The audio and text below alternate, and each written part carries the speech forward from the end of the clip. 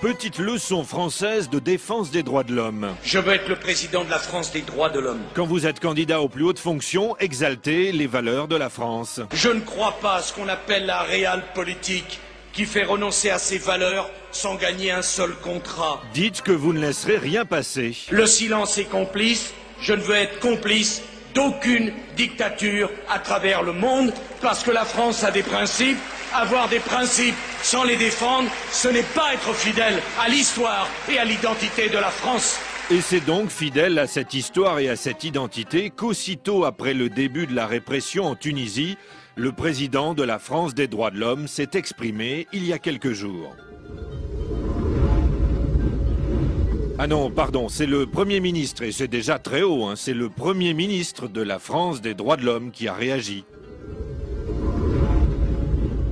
Non, petite confusion, c'est le ministre de la Culture de la France des droits de l'homme qui a dit dimanche au président Ben Ali ces 4 vérités. Je me garderais bien de donner des leçons d'une manière trop univoque. Dire que la Tunisie est une dictature univoque comme on le fait si souvent me semble tout à fait exagéré. Et puis mardi matin, c'est le ministre de l'Agriculture de la France des droits de l'homme qui en a remis une couche. Le président Ben Ali est quelqu'un qui est souvent mal jugé, qui a fait beaucoup de choses. On peut critiquer après certains aspects, toujours vigilant sur les droits de l'homme. Mais c'est un pays qui a connu de vraies difficultés. Moi, je suis français, je n'ai pas à juger de l'extérieur, comme ça, un gouvernement étranger. Puis mardi après-midi, c'est la ministre des Affaires étrangères de la France des droits de l'homme qui a été très ferme avec le président tunisien. Notre premier message doit être celui de l'amitié.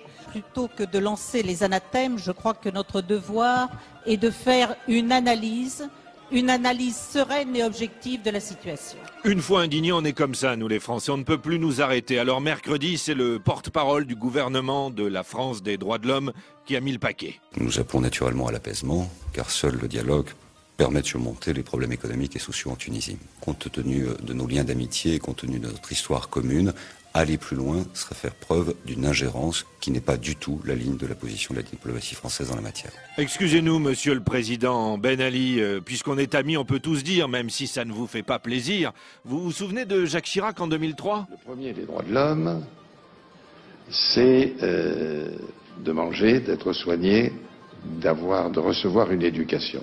De ce point de vue, il faut bien reconnaître que la Tunisie est très en avance. Excusez-nous, monsieur le président Ben Ali, quand on a des principes, on les défend parfois un peu vivement. Je veux lever mon verre à votre bonheur personnel, lever mon verre au bonheur de votre peuple et de la Tunisie. Vive l'amitié entre les peuples tunisiens et français.